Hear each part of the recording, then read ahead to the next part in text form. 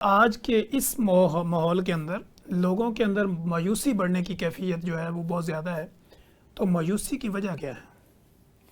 مایوسی کی وجہ اگر ہم دیکھیں تو بینگ اے کلینکل سائیکولوجسٹ آپ کے نظریے میں ہمارے نظریے میں اگر ہم دیکھیں تو ہم جو ماڈل فالو کرتے ہیں بایو سائیکو سوشل، اس کے مطابق تو بہت سارے فیکٹر اس میں آ جاتے ہیں. جیسے کہ اگر ہم بایولوجیکل فیکٹرز کی بات کریں، سب سے بڑا تو جینیٹک فیکٹر ہوتا ہے. یہ ٹھیک ہے. مایوسی جو ہے ہم دیکھتے ہیں جنریشن ٹو جنریشن یہ پاس ڈاؤن کرتی ہے.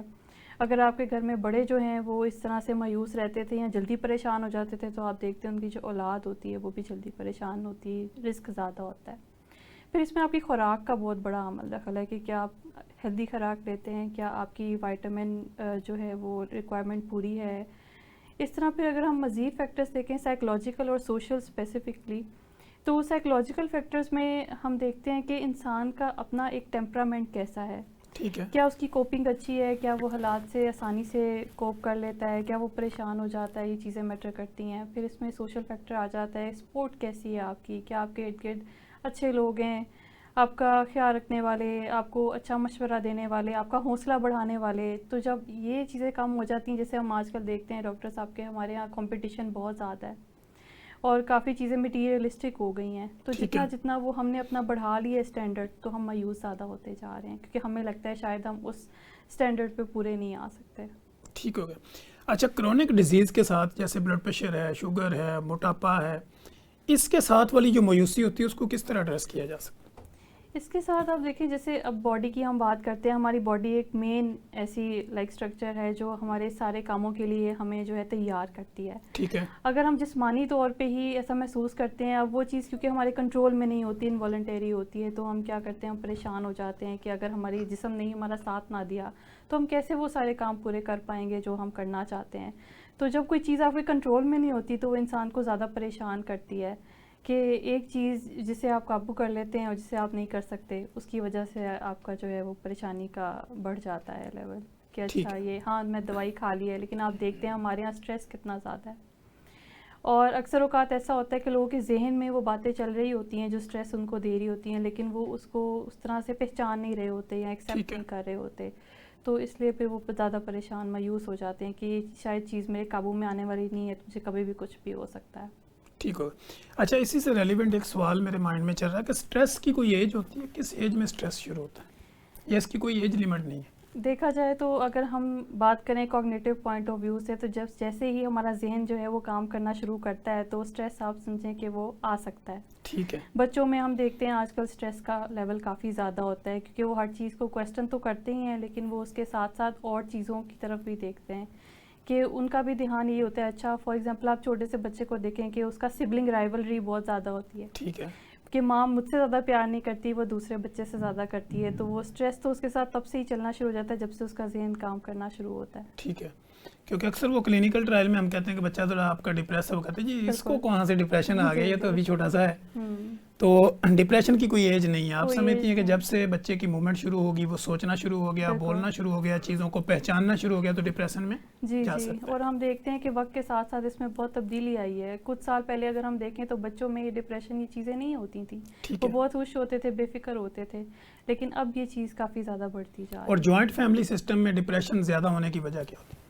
جوائنٹ فیملی سسٹم میں وہی بات ہے کہ ویسے اس کے تو فائدے نقصان دونوں ہی ہوتے ہیں. جوائنٹ فیملی میں رہنے سے جو اکثر اوقات آپ کو کافی سپورٹ بھی مل جاتی ہے، لیکن ڈیپینڈ کرتا ہے کہ کس طرح کا ماحول گھر کا ہے. ٹھیک ہے. کیا بچوں کو ایک دوسرے کے ساتھ رہنے اور ایک دوسرے کا ساتھ دینے کی تلقین کی جاتی ہے، موٹیویٹ کیا جاتا ہے، یا پھر انہیں یہ کہا جاتا ہے کہ کمپٹیشن کرو، دیکھو اس نے زیادہ نمبر لیے، دیکھو وہ زیادہ تابع دار ہے، دیکھو وہ سلام کر کے گیا ہے.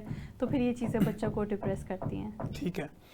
جیسے ہم دیکھتے ہیں کہ آج ہمارے اس خطے کی اگر پورے ریجن کی بات کی جائے کہ لوگوں کو یہ آئیڈیا نہیں ہوتا کہ ماہر نفسیات کن کن بیماریوں کو ڈیل کرتے ہیں. تو being a consultant clinical psychologist, آپ کی جو ڈومین ہوتی ہے وہ کیا ہے؟ اگر میں آسان لفظوں میں اس کے بارے میں سمجھانا چاہوں آڈینس کو، تو اس طرح سے کہ جو آپ کی ذہنی صحت ہے وہ 3 چیزوں پہ جو ہے وہ ڈپینڈ کرتی ہے. ایک تو ہے آپ کی سوچ کا عمل کہ آپ کی کس طرح کی سوچ ہے. اب اگر آپ کو لگ رہا ہے کہ سوچ جو ہے وہ بہت زیادہ منفی ہو گئی ہے، آپ کو ہیلپ نہیں کر رہی، آپ کو مشکل سے نہیں نکال رہی، اب ایک ہوتی ہے پرابلم سالونگ، اگر آپ اپنے مسئلے حل نہیں کر پا رہے یا پھر آپ ٹھیک سے ڈیسیژن نہیں لے پا رہے. اب اکثر ہم دیکھتے ہیں کہ بچے اتنا کنفیوز ہوتے ہیں، اسٹوڈنٹ اتنا کنفیوز ہوتا ہے کہ وہ یہ بھی ڈیسائیڈ نہیں کر پا رہا ہوتا کہ وہ کون سی فیلڈ میں ایڈمیشن لے. یہ حالانکہ یہ بہت عام سی بات ہے. تو اگر کسی طرح سے انہیں لگے کہ وہ اپنی سوچ کو جو ہے استعمال نہیں کر پا رہے اپنی بہتر زندگی کے لیے، وہ اچھا محسوس نہیں کر رہے، یہ دوسرا اس کا فیکٹر ہے کہ اچھا محسوس کرنا، خوش رہنا، خوشی محسوس کرنا، اطمینان محسوس کرنا، سکون محسوس کرنا. زیادہ تر ہم دیکھتے ہیں کہ جو لوگ ذہنی مشکل کا شکار ہوتے ہیں ان کا یہ شکایت ہوتی ہے کہ مجھے، جیسے ابھی بات کی ہم نے، مایوسی ہوتی ہے، یا مجھے جو ہے وہ بہت زیادہ رونا آتا ہے، دکھ ہوتا ہے، یا بہت برا لگتا ہے، ڈر لگتا ہے، یا بہت غصہ آتا ہے. یہ ہماری سب سے زیادہ کامن کچھ ایموشنل سٹیٹس ہیں. پھر اس پہ جو تیسری چیز آ جاتی ہے جس سے ہم ذہنی صحت کا معلوم کر سکتے ہیں کہ وہ کیسی ہے، وہ آ جاتا ہے ہمارا عمل. کیا ہمارا عمل ہمیں کوئی بہتری کی طرف لے جا رہا ہے، ہمیں فائدہ دے رہا ہے، جو ہم کرنا چاہ رہے ہیں کیا وہ گول اچیو ہو رہا ہے؟ اگر وہ نہیں ہو پا رہا تو اس کا مطلب ہے ہمیں مدد کی ضرورت ہے. ٹھیک ہے، وہاں پہ کلینکل سائیکالوجسٹ کی جس کی جو help ڈومین ہے، آتی ہے. ایریا جی، وہ شروع ہوتا ہے. بالکل. لیکن بدقسمتی یہ ہے کہ یہاں پہ جہاں پہ کلینکل سائیکالوجسٹ کی ضرورت ہوتی ہے وہاں پہ وہ دم درود میں روحانیت والے لوگ چلے جاتے ہیں. بالکل وہ جو گولڈن پیریڈ ہوتا ہے بیماری کا وہ ویسٹ ہو جاتا ہے اور بیماری پر لانگ ہو جاتی ہے. ویسے تو کافی عرصے سے اویئرنیس ہم کریٹ کر رہے ہیں، لیکن پھر بھی ہمارا جو ایک اہم چیز ہوتی ہے وہ ہوتی ہے اسیسمنٹ، جس کی طرف لوگ کم جاتے ہیں اور سب سے پہلے سلوشن مانگنے لگ جاتے ہیں. آئیڈینٹیفائی کرنے سے پہلے لوگوں کا سوال ہوتا ہے میں کیسے ٹھیک کروں اسے.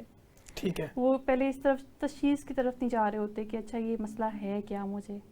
تو جب آپ مسئلے کا یہ آئیڈینٹیفائی کرتے ہیں کہ یہ ہے کیا، اس کا نام کیا ہے، تو پھر آپ اس کی یعنی ڈائگنوز بہت ضروری ہے نا. پہلے کسی بھی بیماری کی تشخیص ہوگی تو علاج ہوگا. بالکل بہت ضروری ہے. اچھا، اس میں اگر ہم یہ دیکھیں کہ وہ لوگ جو اپنا کیریئر بنانا چاہتے ہیں اور وہ کسی سائیکالوجسٹ کے ساتھ کوئی مشورہ لینا چاہیں، سیشن لینا چاہیں، تو سائیکالوجسٹ اس کی ہیلپ کیسے کر سکتے ہیں؟ اس میں جیسے ہم کہتے ہیں کہ کیریئر کاؤنسلنگ کی ڈومین آ جاتی ہے. اس میں بیسکلی ہمارا جو سائیکو تھراپی کی اگر پوائنٹ آف ویو سے ہم دیکھیں تو انسان جو کرنا چاہتا ہے یا جس چیز میں وہ بہتر ہوتا ہے، کہیں نہ کہیں یہ جواب اس کے پاس، اس کے ذہن میں ہوتا ہے، اسے معلوم ہوتا ہے اس کی پوٹینشیل، اس کی اسٹرینتھ کیا ہے، لیکن وہ اس کو یہ راستہ نہیں مل رہا ہوتا کہ وہ کیسے پتہ لگائے کہ میں کس چیز میں زیادہ اچھا ہوں. تو سائیکالوجسٹ کیا کرتا ہے بیسکلی کہ اس سے یہ آئیڈینٹیفائی کرواتا ہے، اس سے پوچھتا ہے کہ اچھا وہ کون سی ایسے اوقات تھے جب آپ نے کچھ اچیو کیا، کچھ اچھا کیا، کچھ بہتر کیا. تو جب وہ اپنی اسٹرینتھ خود سمجھنے لگ جاتا ہے تو پھر وہ ڈیسیژن لینے کے قابل بھی ہوتا ہے کہ میں اس اسپیسیفک فیلڈ میں اچھا پرفارم کر سکتا ہوں. ٹھیک ہو گیا. تو اگر کوئی کاؤنسلنگ کے سیشن لیتا ہے تو اس کی آپ ڈیوریشن کیا رکھتے ہیں؟ یعنی کتنے ٹائم تک اس کو سیشن لینے پڑتے ہیں؟ Again it depends on individual. یہ ہر انسان کا ایک علیحدہ پوائنٹ آف ویو ہوتا ہے. کچھ لوگ جو ہیں وہ کافی انٹلیکچوئل ہوتے ہوئے بھی فیصلہ نہیں لے پا رہے ہوتے، نہیں سمجھ پا رہے ہوتے، انہیں ٹائم لگتا ہے. اور کچھ لوگ جو ہیں وہ کافی کوئک ڈیسیژن لے لیتے ہیں یا آپ کی بات انڈرسٹینڈ کر لیتے ہیں. کچھ ولنگنیس کا فیکٹر بھی اس میں ہوتا ہے.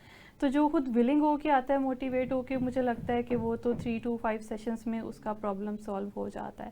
لیکن کچھ لوگوں کے لیے زیادہ کیونکہ وہ زیادہ سوچتے ہیں، زیادہ جو ہے وہ ڈیپتھ میں چلے جاتے ہیں، تو ان کے لیے 8 to 10 سیشنز بھی ہو جاتے ہیں.